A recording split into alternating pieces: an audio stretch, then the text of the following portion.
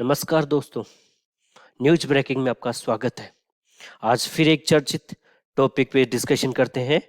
People front of India PFI, the short form is known as the PFI, people front of India ban in India. क्या है people front of India, क्यों इसको ban किया गया, इसके बारे में हम डिस्कशन करेंगे और बताएंगे। ये आपको जज करना है कि यह ऑर्गेनाइजेशन अच्छा है या बुरा है।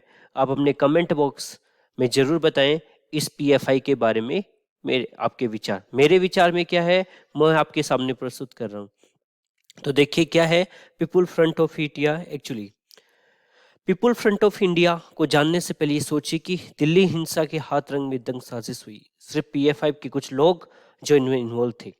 जानते हैं people front of India PFI क्या है, कैसे पड़ी पीपुल फ्रंट ऑफ इंडिया की नींव, किन खतरनाक मंसूबों को करता है काम, जाने सब कुछ।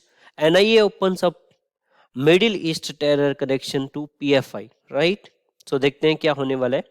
ये ग्रुप 2006 में, दिसंबर 2006 में एस्टेब्लिश हुआ कर्नाटक के from dignities and national development front के बेसिस पे, which is itself was formatted as the Babri मस्जिद demolitions and substitution rights of the 1993 1993 की जो दंगे हुए थे उसमें भी पीएफआई का काफी हद था। उसके बाद बाबरी मस्जिद पे जो फैसला आया सुप्रीम कोर्ट के द्वारा, उस पे भी इनके बहुत ही तर्क वितर्क, यानी जो हमारे देश की सम्यता संबंधता, हमारी संप्रभुता को प्रश्न चिन्ह क्वेश्चन मार्क करते हैं, जो भारत के संविधान के अपोजिट हैं, उन सब के। इस पे किसने क्या कहा ये अलग बात है। बहुत से राजनेता पॉलिटिशियन अपने को चर्चित होने के लिए ऐसा करते रहते हैं। जिसे किसी ने कहा, सीताराम येचुरी ने कहा कि आरएसएस को बैन कर देना चाहिए। लालू राम प्रसाद यादव ने भी कहा आरएसएस को बैन कर देना चाहिए। असदुद्दीन ओवैसी जो हमेशा अपने बयानों की वजह से चर्चित रहते हैं, उन्होंने भी कुछ कहा। पीएफआई है जिहाद का दूसरा नाम। ये मैं नहीं कर रहा, ट्विटर पे जो ट्रेंड चल रहा था उसी के बारे में बता रहा हूँ। इसे बैन करना ही देश हित में सही काम था। और आपके अकॉर्डिंग ये क्या है, आप मुझे बताएंगे। पीएफआई को क्यों किया गया बैन, इसके बारे में जानते हैं। पूरे इंडिया में बहुत से ऑर्गेनाइजेशनों ने इसको बैन करने के लिए बार बार अपील की गवर्नमेंट ऑफ इंडिया से, लेकिन गवर्नमेंट ऑफ इंडिया 2006 से लेके 2014 तक नहीं कर पाई। 14 के बाद में नई गवर्नमेंट, बीजेपी गवर्नमेंट फॉर्म हुई, वो भी नहीं कर पाई। और 2002 के अंदर उसी गवर्नमेंट ने एक फैसला लिया पीएफआई को बैन करने के लिए। क्यों लिया ये भी हम जानने वाले। किसी ने कहा कि आतंकी फैक्ट्री को पर ताला लगा दिया गया। क्या है पीएफआई, जिसका कानपुर हिंसा से कनेक्शन है।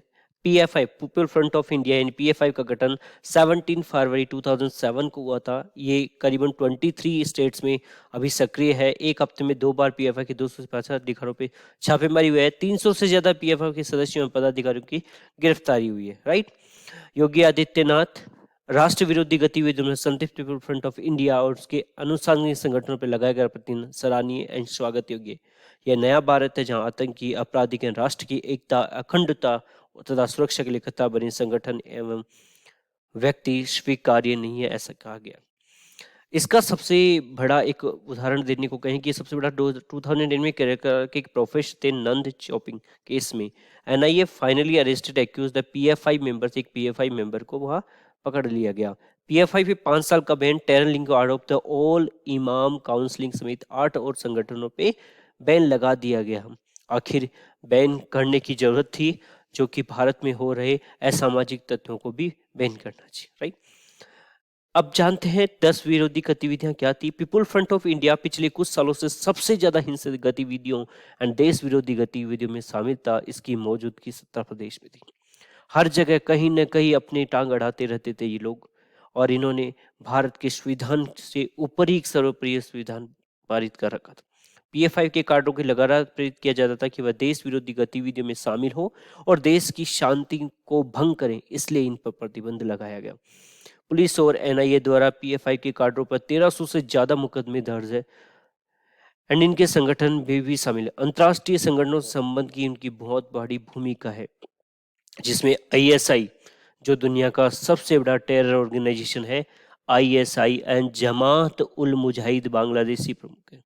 ये 2 ऑर्गेनाइजेशन है, एक बांग्लादेश का और एक पाकिस्तान का, जो कि हमारा पड़ोसी देश है, हम कुछ कर नहीं सकते। स्वर्गीय अटल बिहारी वाजपेयी ने कहा था, आप सब कुछ परिवर्तित कर सकते हो सिवाय अपने पड़ोसी के। अंतर्राष्ट्रीय संगठनों के पिछले 6 सालों में कम से कम 5 हत्याओं में ऐसे मामले आए हैं जिनमें पीएफआई के सदस्यों की भूमिका है। इसके अलावा अन्य सदस्यों से प्रेरित करने के लिए इन वारदातों से संबंधित वीडियो भी अपलोड किए गए हैं। पिछले 5 सालों में हत्याकांड को केरल और तमिलनाडु में अंजाम दिया गया।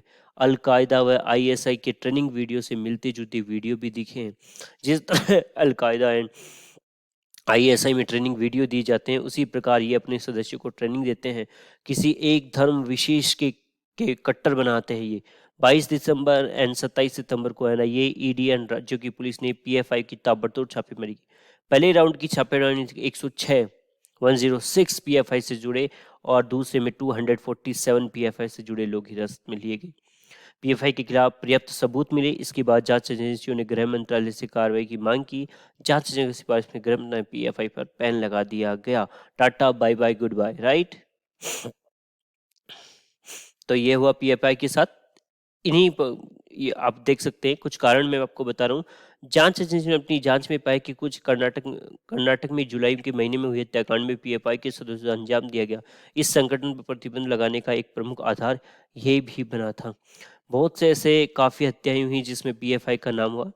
केरल के जिहादी लिटरेचर जांच एजेंसी द्वारा रिकवर किया गया था। यह साबित हुआ कि पीएफआई की एक मिलिट्री विंग भी है जिसमें उनको आर्मी ट्रेनिंग दी जा रही है अलग से ही। अलकायदा और ट्रेनिंग वीडियो से मिलते जुलते हैं। पीएफआई पर प्रतिबंध का मुख्य आधार ये भी लगातार उनके कैडरों में हथियारबंद ट्रेनिंग दी जा रही थी, जो कि एक गलत है। सारे वित्तीय कानूनों के जजिरा उतरे। पीएफआई से संबंधित एजेंसियों लगातार देश और विदेश से पैसे मिलते रहते थे, जिसका उपयोग वह देश विरोधी गतिविधियों चलाने में करते थे। 500 से ज्यादा संदिग्ध खाते ऐसे हैं जिनके जरिए पीएफआई को फंड मिलता रहा। सीए, किसान आंदोलन, कुछ भी आंदोलन भारत में हुआ उसके लिए पीएफआई हमेशा तैयार रहता था। ये देखिए, बहुत ही खतरनाक एक ऑर्गेनाइजेशन था जिसको भारत में बैन कर दिया गया। उसके साथ ही कुछ 5 ऐसे ऑर्गेनाइजेशन भी है जिनको भी बैन कर दिया गया। मेरे हिसाब से ये बहुत ही सराहनीय कदम है। आपको क्या लगता है? अपने विचार कमेंट बॉक्स में दीजिएगा। Thank you so much for watching. Please like and subscribe my channel, that is news breaking. Thank you so much guys.